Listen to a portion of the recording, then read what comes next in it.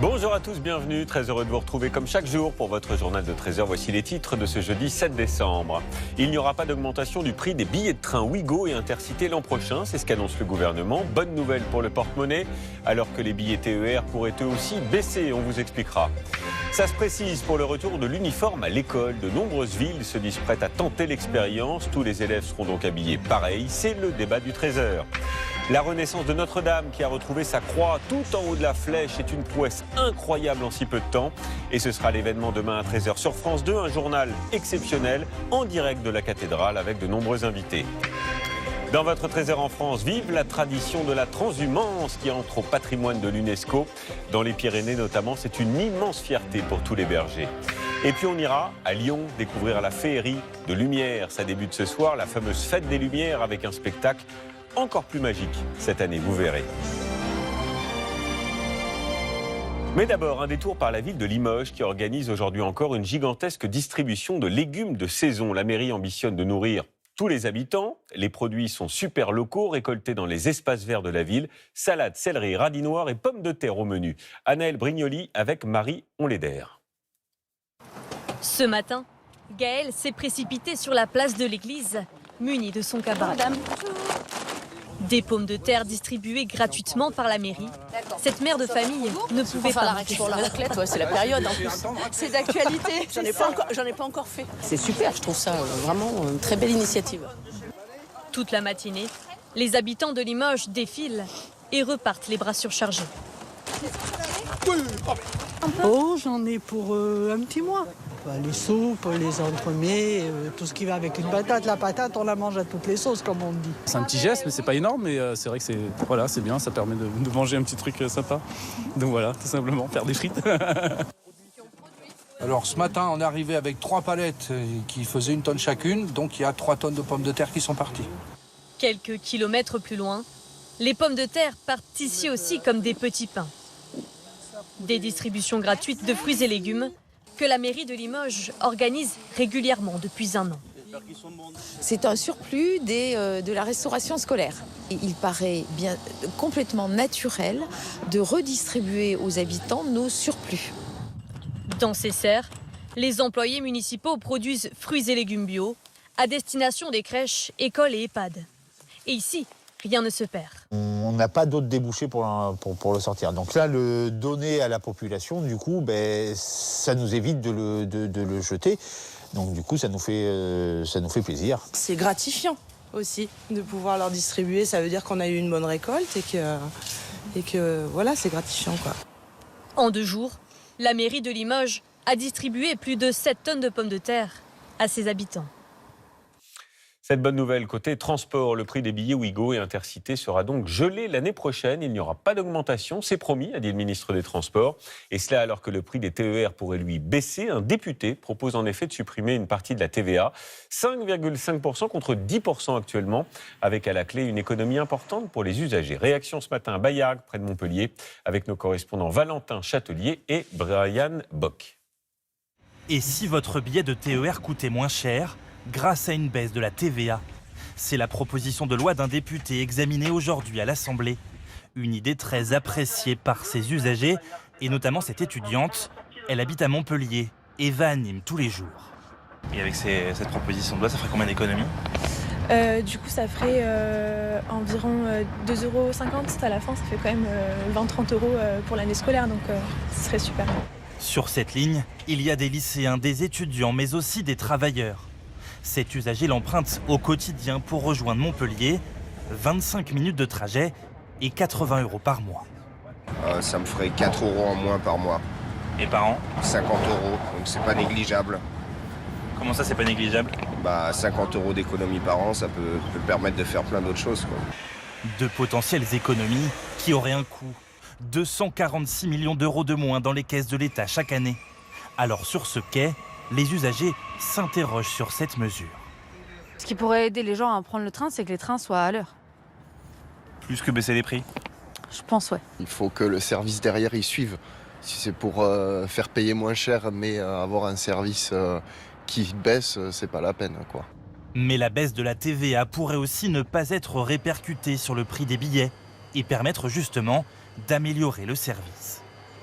Le prix, il n'est pas fixé par la SNCF, il est fixé par le conseil régional. Donc s'il y a une baisse de TVA, le conseil régional peut décider d'augmenter un tout petit peu le prix, de façon à ce que le prix du billet pour le voyageur reste le même, mais qu'en fait, la recette, elle est un peu plus élevée. Ça leur permettrait de réutiliser cet argent pour faire d'autres choses, et en particulier pour offrir plus de trains.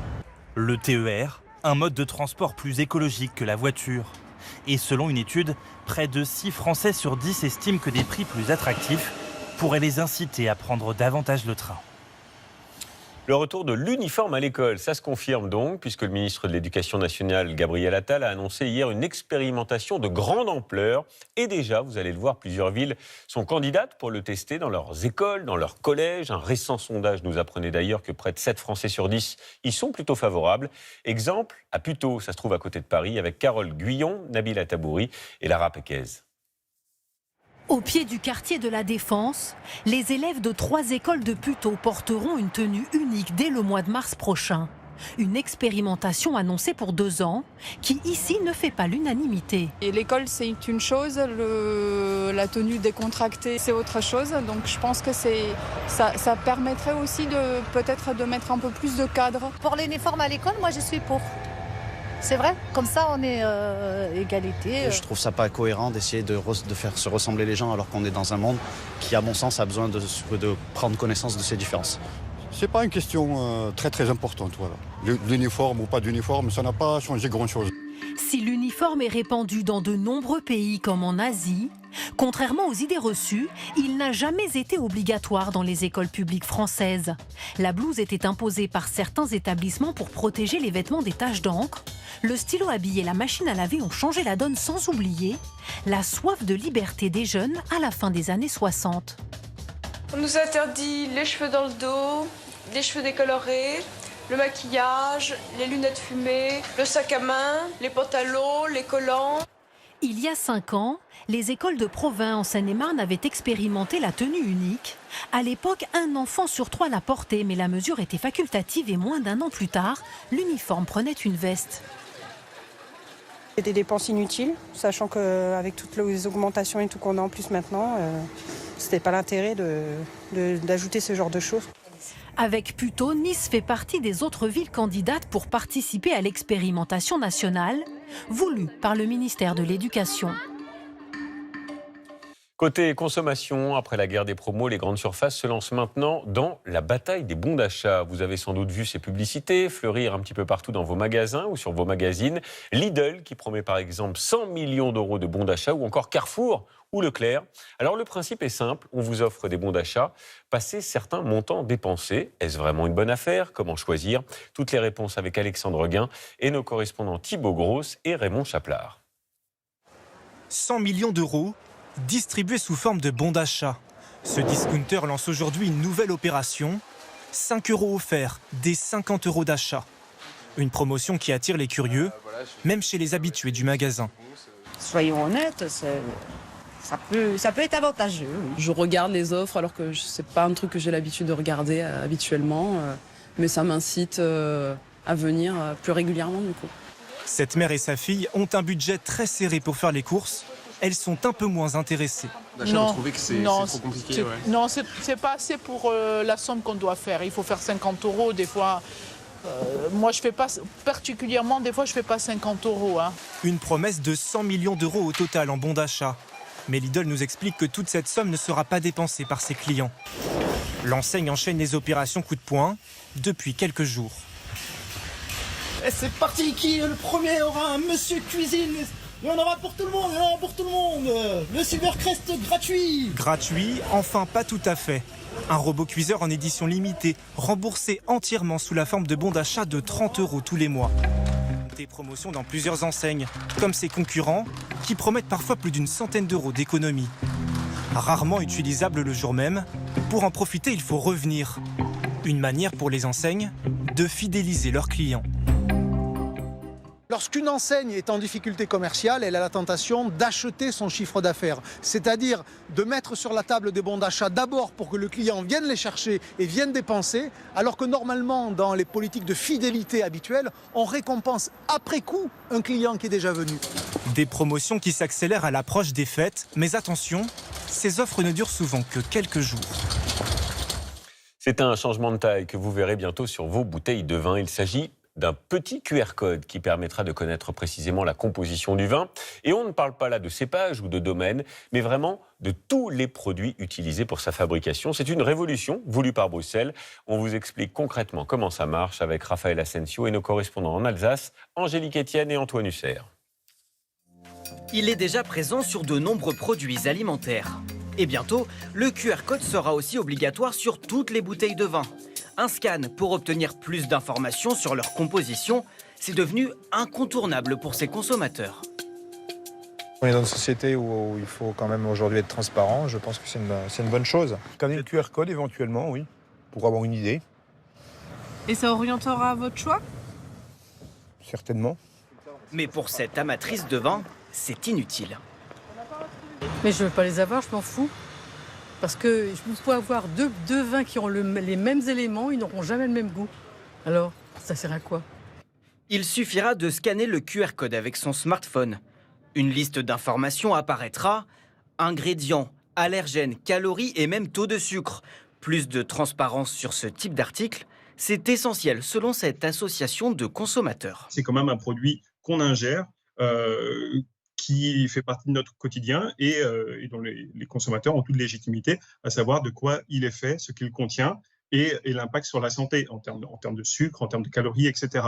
Une obligation d'étiquetage qui passera par un outil numérique, le QR code, plus flexible que de simples étiquettes, selon ce syndicat de vignerons. On avait demandé à pouvoir faire figurer cette information à travers un QR code parce que ça peut se traduire automatiquement en fonction du pays de consommation, ce qu'une étiquette écrite ne permet pas. Donc non, c'est pas fait pour aider à vendre, c'est vraiment fait pour informer le consommateur. Des QR codes obligatoires sur toutes les bouteilles produites à partir de demain et qui arriveront sur le marché l'an prochain. Et on suivra ça évidemment. C'est un sujet explosif qu'étudie en ce moment Bruxelles. Faudra-t-il bientôt se soumettre à une visite médicale pour obtenir ou conserver son permis de conduire, notamment pour les seniors ? C'est ce que propose la Commission du Parlement européen qui votait aujourd'hui. Alors que se passerait-il si tout ça était validé ? Les Français y sont-ils favorables ? Le débat avec Florence Bouquilla et Thomas Guéry. Est-ce bientôt la fin du permis de conduire à vie ? Pour son obtention, l'Europe souhaite imposer une visite médicale à renouveler tous les 15 ans, puis un contrôle tous les 5 ans à partir de 70 ans. Une perspective qui semble plutôt bien acceptée par les Français.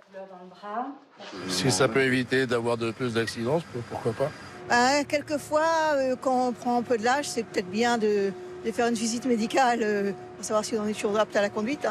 On a quand même les facultés qui peuvent baisser, on ne sait pas, mais moi je pense que ça pourrait être utile. La santé des conducteurs âgés serait donc plus étroitement surveillée. Mais sont-ils vraiment plus dangereux sur la route ? Ce n'est qu'une idée reçue selon la prévention routière, pour qui ce contrôle tous les 5 ans n'est pas une solution. Ça n'est pas justifié parce que les seniors ne sont pas du tout plus responsables d'accidents mortels que le reste de la population. Il faut même aller chez les plus de 80-85 ans pour trouver le même taux de conducteurs responsables d'accidents mortels que chez les 18-24. De nombreux pays européens imposent déjà des examens réguliers de la vue et des réflexes. Aux Pays-Bas, dès 75 ans, Danemark et Finlande, 70 ans, Espagne, Grèce, République tchèque, 65 ans, en Italie à partir de 60 ans, tous les 5 ans. Si la mesure européenne est adoptée, le parcours législatif sera long et sa mise en vigueur n'interviendra pas en France avant 2027. Et côté route, justement, le gouvernement annonce ce matin qu'il ne validerait pas la limitation de vitesse maximum à 50 km/h sur le périphérique parisien. Vous en avez parlé, c'est une mesure que souhaitait mettre en place la mairie de Paris après les Jeux Olympiques. Après des magasins de vêtements, après des magasins de chaussures, c'est une grande marque de meubles qui pourrait cette fois disparaître. L'enseigne Habitat, elle a été placée en redressement judiciaire. Habitat qui a été fondé en 1964 et qui a, d'une certaine manière, révolutionné l'ameublement des années 80, nos intérieurs. C'est un peu la fin d'une époque. Cécile de la Guérivière nous raconte avec Anne-Claire Le San et Nicolas Auer. Habitat, une marque emblématique qui pourrait disparaître. L'enseigne a été placée hier en redressement judiciaire. Une mauvaise nouvelle pour les habitués des 25 magasins en France, comme Xavier Lacassagnier, fidèle à l'enseigne depuis toujours. Je pense que c'est des meubles de bonne qualité, ça, je pense, voilà.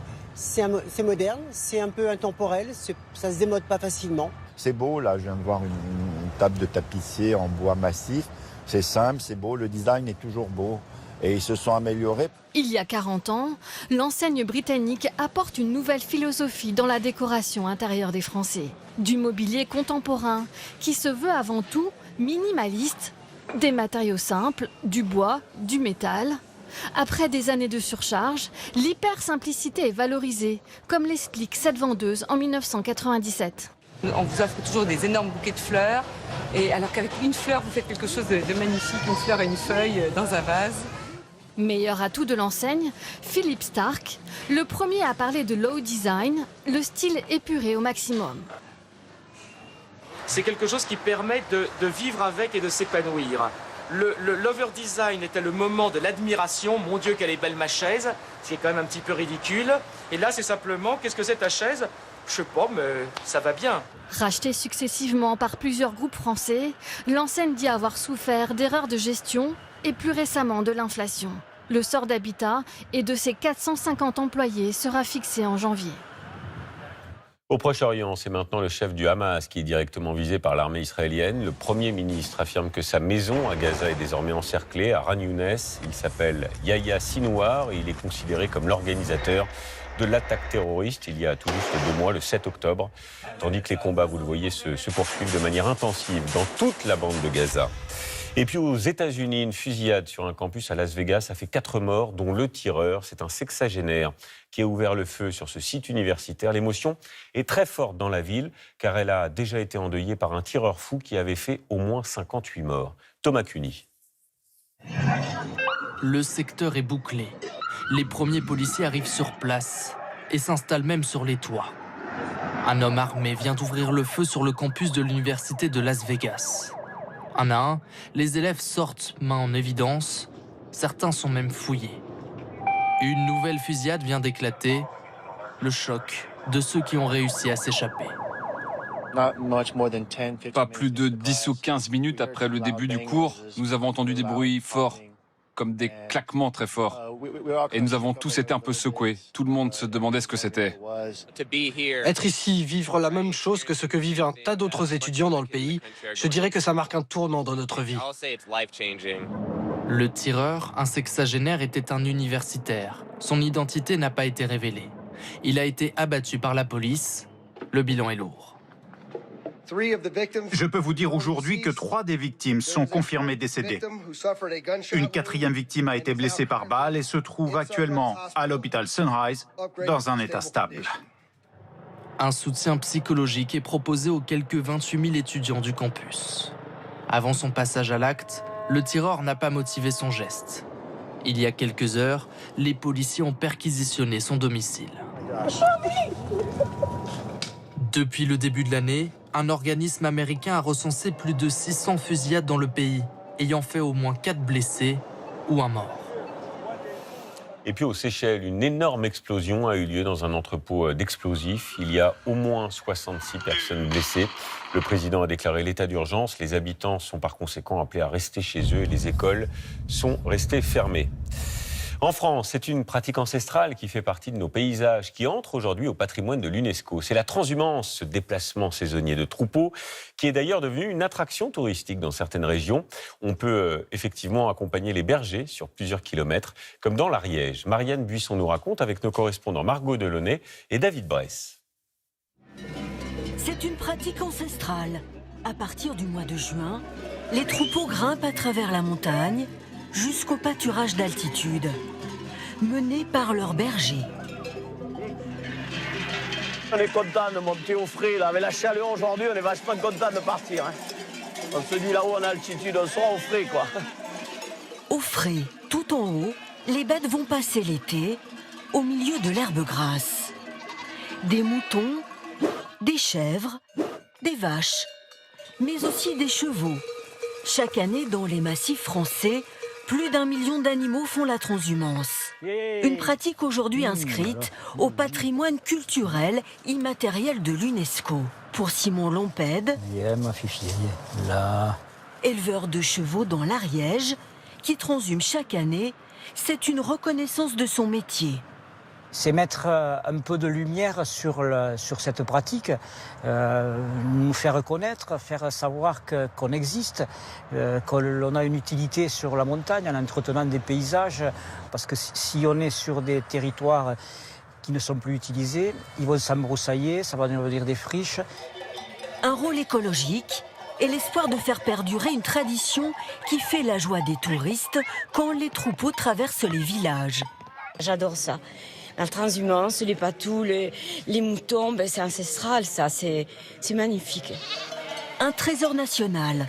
Les 7800 éleveurs qui pratiquent encore la transhumance deviennent désormais les ambassadeurs de la tradition française.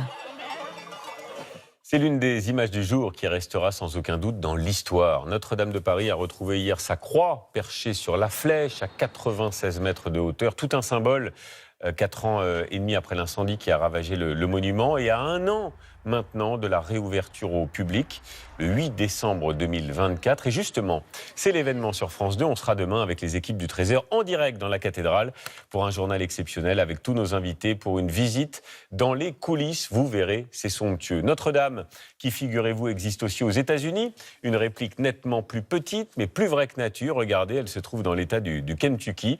Pour le clin d'œil, on est allé sur place avec nos correspondants Franck Genozo, Chloé Ferreux et Anto Filippi. Les habitants l'ont surnommée Notre-Dame d'Amérique. Une cathédrale majestueuse dont la silhouette rappelle dès le premier coup d'œil celle de sa lointaine consoeur parisienne. À commencer par sa rosace, aux alvéoles de vitraux si caractéristiques. Et si son envergure est moins impressionnante et sa nef plus courte que l'original, les célèbres gargouilles sont bien là pour veiller sur l'édifice. Pour les fidèles, le sentiment d'être transporté à des milliers de kilomètres du Kentucky, quelque part sur le vieux continent. Je n'ai rien vu de tel depuis mon séjour en Europe, depuis le Vatican. L'architecture, les vitraux. Et c'est un trésor caché. Les visiteurs ne le savent pas toujours et quand ils entrent ici, ils sont souvent éblouis par ce qu'ils voient. La cathédrale de l'Assomption n'est pas une réplique exacte de Notre-Dame. Érigée il y a un siècle seulement, 3 fois moins longue, elle lui emprunte cependant le style gothique et cette façade où de nombreux détails la relient au chef-d'œuvre parisien. Vous avez d'abord les 3 portails monumentaux, la rosace bien sûr, mais aussi la galerie des rois, même si ici il n'y a pas de statue car nous n'avons jamais eu de roi. Il y a des différences, mais quand vous la regardez de prime abord, vous avez vraiment cette impression d'être à Notre-Dame. Mais ici, pas de tour ni de flèche comme à Paris. Et une fois passé l'entrée, les visiteurs attentifs décèleront peut-être d'autres sources d'inspiration, elles aussi venues de France. La cathédrale de Saint-Denis a inspiré cet alignement de colonnes. C'est parfaitement reconnaissable. Et le triforium, à l'étage, est quant à lui inspiré de la cathédrale de Chartres. Mais l'incendie, il y a 4 ans et demi, a resserré les liens entre Notre-Dame et les fidèles de cette ville de 40 000 habitants, explique le curé de la paroisse. Quand l'incendie a détruit Notre-Dame, cela nous a serré le cœur. Vraiment. Nous avons beaucoup prié pour elle. Et laquelle des deux préférez-vous? Eh bien, j'adore Notre-Dame et Paris, mais j'ai grandi ici, alors je me dois malgré tout de préférer la nôtre.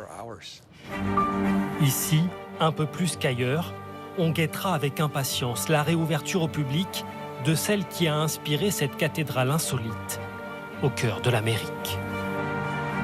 Et nous, demain, rendez-vous est pris, on se retrouvera dans la vraie cathédrale Notre-Dame en direct pour un journal exceptionnel avec une interview exclusive du président de la République, Emmanuel Macron. Bonjour Valérie. Bonjour Julien, bonjour. C'est vrai qu'on pourrait se tromper entre les deux cathédrales, c'est assez étonnant. Elle est plus petite quand même. Elle est plus petite, elle est certes plus petite et pas millénaire. On en revient avec vous aux initiatives et aux bonnes idées des Français comme chaque lundi et comme chaque jeudi avec votre rubrique. Alors aujourd'hui, vous nous emmenez dans le Cantal.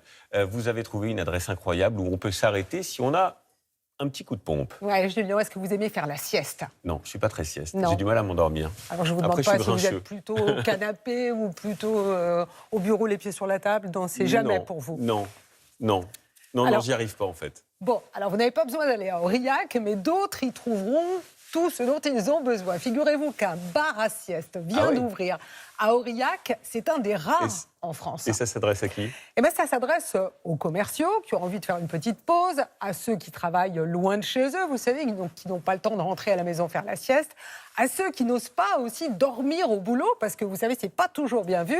Non, c'est sûr. En tout cas, chez nous, tout le monde s'est battu pour aller voir ce bar à sieste. Héloïse Blondel, Sophie Guillaumin et Steven Pichavant nous font la visite. Regardez. Mon idée pour la France, c'est un bar à sieste, un endroit où les gens peuvent venir pour se reposer. Il y a des jours comme ça où on serait bien resté au lit. Ça vous dirait une petite sieste? C'est une habitude que j'ai instaurée dans ma famille. C'est une sorte de récupération d'énergie. Ça me remet en place pour le restant de la journée. À l'heure du déjeuner, on vous a repéré les dormeurs. Bonjour monsieur. Au premier bâillement, rien n'arrête ce chauffeur de taxi. Je mets ma musique, je reste sur mon siège, je baisse mon fauteuil, je dors un tout petit peu. Bichonner les siesteurs. À Aurillac, Samira en a fait son métier. Elle tient un bar à sieste, le seul du Cantal. Ici, vous avez un matelas au sol. Ici, un grand fauteuil avec un repose-pied. Et le dernier espace, une méridienne ergonomique. À peine ouvert, il a déjà des adeptes. Agnès travaille juste à côté. Après 4 heures de réunion en visio, c'est enfin l'heure de la pause. Je viens de manger rapidement, j'ai pas eu le temps de rentrer. Du coup, je vais faire une sieste. Alors pour dormir, elle va s'offrir un cocon. Il est 13h. Bonjour Sam. Elle est la première cliente de la journée. Je t'ai préparé ta petite place. Agnès choisit le canapé.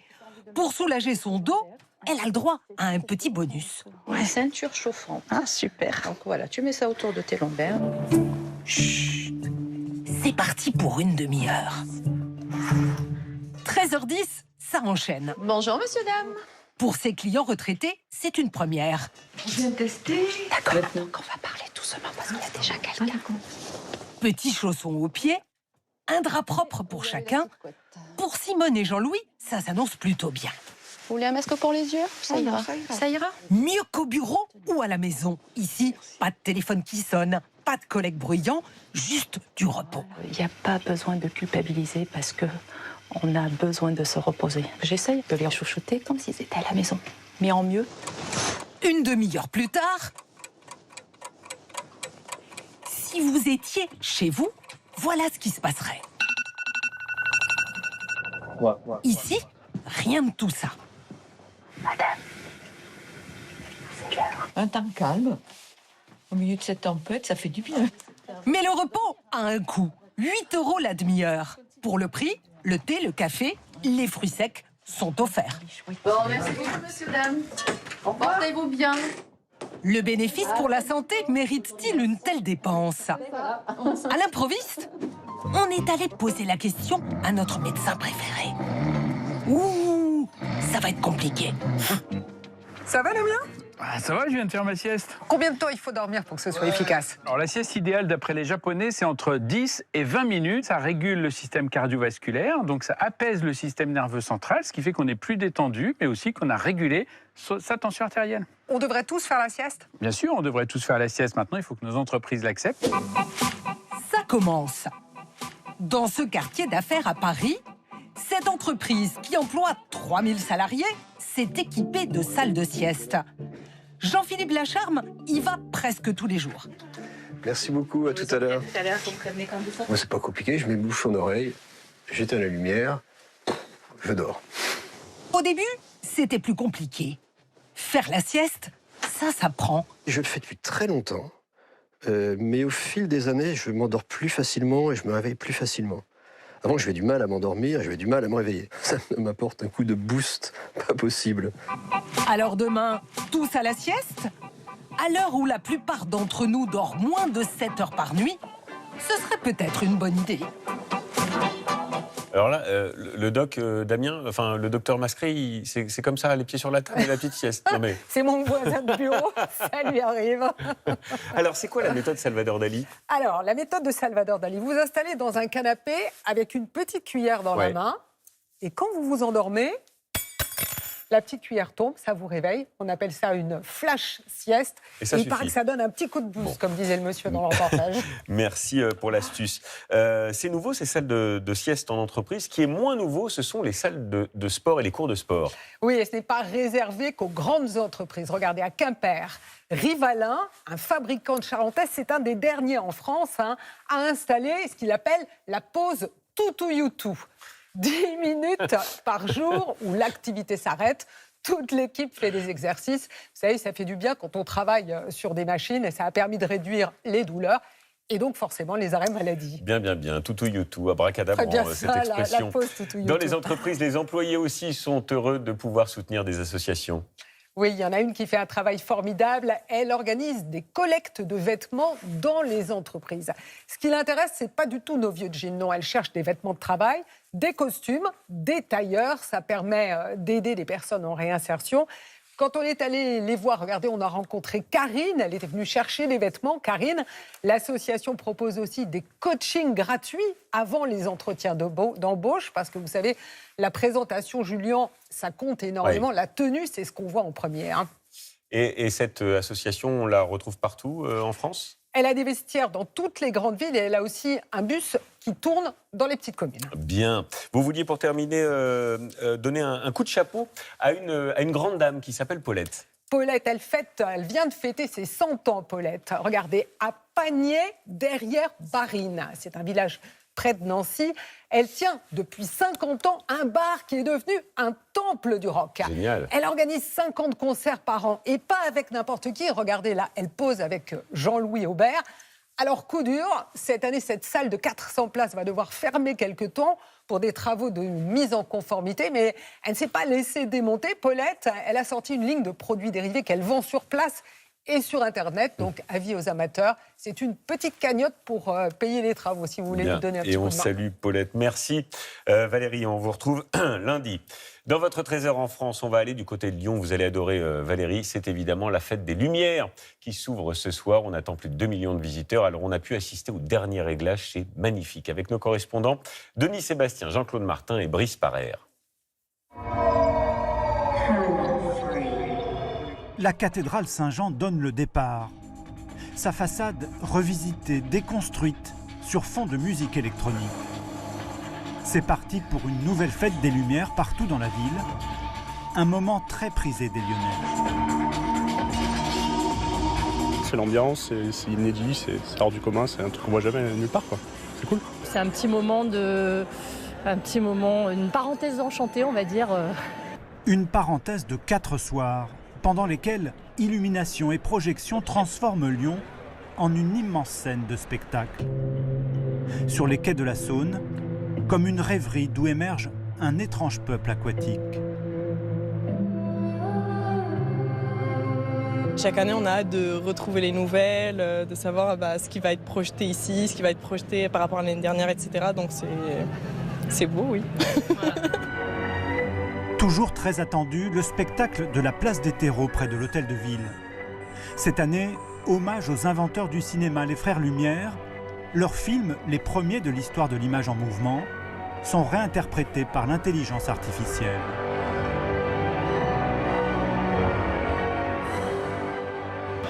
Le son, l'image, c'était époustouflant. Allier le modernisme avec les premières images des frères Lumière, c'est juste, c'est une excellente idée. C'est vraiment le rendu sur la façade est splendide. Dans le parc de la Tête d'Or, un dragon accueille les visiteurs. Un peu plus loin, de drôles de personnages créés par un drôle de bonhomme. L'artiste Philippe Catherine présente sa famille mignoniste qui interroge notre rapport au monde. Ces personnages-là que vous voyez sont des personnages issus de mes ateliers pâte à modeler que je fais avec mes enfants. Et donc, j'ai pris une pâte à modeler rose et puis ça a donné ce personnage. C'était pendant le confinement, ce qui explique aussi ces positions de main qui sont, comment on appelait ça à une certaine époque, la distanciation sociale. Pour la distanciation, cela risque d'être un peu difficile.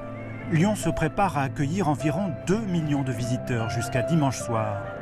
Mais ils devraient se répartir sur différents quartiers, avec plus d'une trentaine d'œuvres qui célèbrent toutes la lumière. Votre trésor découverte maintenant, et on continue, vous le savez, de vous livrer le secret d'un incontournable de la gastronomie française. C'est le pot-au-feu. Alors aujourd'hui, on va voyager avec une recette étonnante. Elle nous vient du Vietnam. Ça n'est pas vraiment un pot-au-feu, mais plutôt sa déclinaison locale. On va déguster donc avec nos correspondants sur place, Arnaud Miguet, Gaël Caron et Rosa Le Gall. C'est le pot-au-feu à la sauce vietnamienne. Bouillon de bœuf, nouilles de riz, quelques herbes, l'un des plats les plus consommés. Et ce nom que seuls les Vietnamiens prononcent correctement. Pho traduisait pâte de riz en français, mais ici il désigne le plat entier. C'est notre plat traditionnel au Vietnam. Où que ce soit, restaurant, sur un trottoir, c'est le mets incontournable au pays du dragon. Dès le petit matin, dans les rues de Hanoï, une odeur de soupe s'échappe des restaurants. Traditionnellement, nous mangeons le pho le matin. Un bol de soupe, c'est délicieux et facile à manger. Le pho d'Hanoï est savoureux, mais au sud du Vietnam, il y a plus de légumes. Je dois dire que ça me manque un peu. Le pho est différent selon les régions. Au sud, la soupe est sucrée et bien garnie. Au nord, la recette est plus simple, le bouillon est roi. Nous le préparons avec les ossements de bœuf et surtout nous le faisons mijoter longtemps, entre 12 et 24 heures.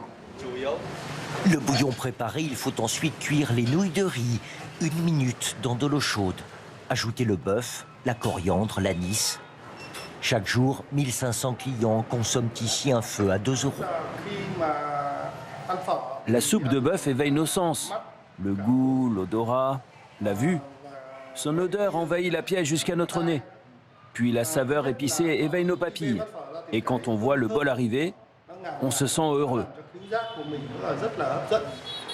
Selon certaines croyances, le pho est né dans cette ville, à 100 km au sud de la capitale. Au temps des colonies, Vietnamiens et Français se côtoient. Les Français sont de fervents mangeurs de bœuf. Alors les Vietnamiens commencent à délaisser la traditionnelle soupe de crabe pour du bouillon d'os de viande. 4 heures du matin, sur les bords des routes, les femmes commencent la préparation. Elles découpent la viande et la nettoient.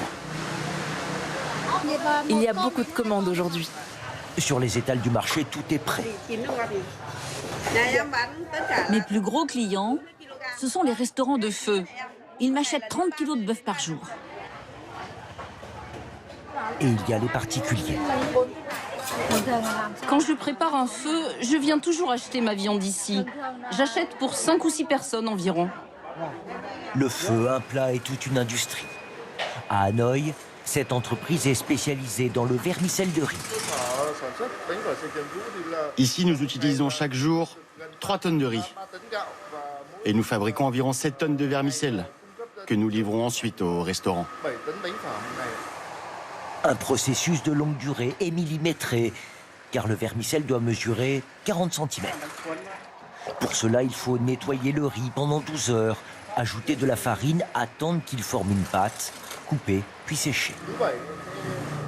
Nous travaillons souvent de nuit, entre 22h et 7h du matin, pour satisfaire la demande de nos clients. Le week-end, la demande est encore plus forte. Dans la capitale, impossible de compter le nombre de restaurants de pho. À chacun sa petite touche personnelle. Ce chef français est installé ici depuis plus de 30 ans. Sa spécialité, le pho foie gras. Allez, il y a un plat à partager et puis il faut préparer 2 pho foie gras. Dans sa recette, une dizaine d'ingrédients. Son bouillon de volaille, il le fait mijoter pendant 2 heures. Là, il est bien, il n'est pas trop foncé. Alors, il y a le gingembre qui est là, la citronnelle, bon, il est là, il est parfait. On va faire bouillir un peu, légèrement. Tremper le foie gras quelques minutes avant de dresser le plat. Je mets les nouilles, les nouilles de feu qui est importante. Un peu d'oignon vert, un peu de coriandre, sur le côté comme ça. Recette au goût de fête de fin d'année. C'est essentiel pour ce chef. La cuisine ne doit jamais cesser d'évoluer. On a eu cette sorte d'onctuosité dans la bouche avec le foie gras qui est une découverte, oui. Au Vietnam, le pho est une fierté nationale, à tel point qu'une journée lui est consacrée le 12 décembre. C'est la fin de ce journal. Merci de votre fidélité. Merci infiniment. Tout de suite, le journal météo climat. Sébastien Thomas, 19h20, l'info sur France Info, Sonia Kironi. À 20h sur France 2, Anne-Sophie Lapix. Suivi de la grande soirée de vos magazines de l'information. Et nous, on se retrouve demain, 13h donc, en direct de Notre-Dame de Paris pour une visite absolument exceptionnelle avec tous nos invités et l'interview du président de la République, Emmanuel Macron. On se quitte avec des images féeriques, une expo pas comme les autres. Ça se passe à Londres, consacrée à l'art digital, quand le numérique vous embarque dans un monde magique. C'est surprenant. Passez une très très belle journée et à demain, 13h, en direct de Notre-Dame. Retrouvez toute l'actualité en continu sur France Info, Canal 27.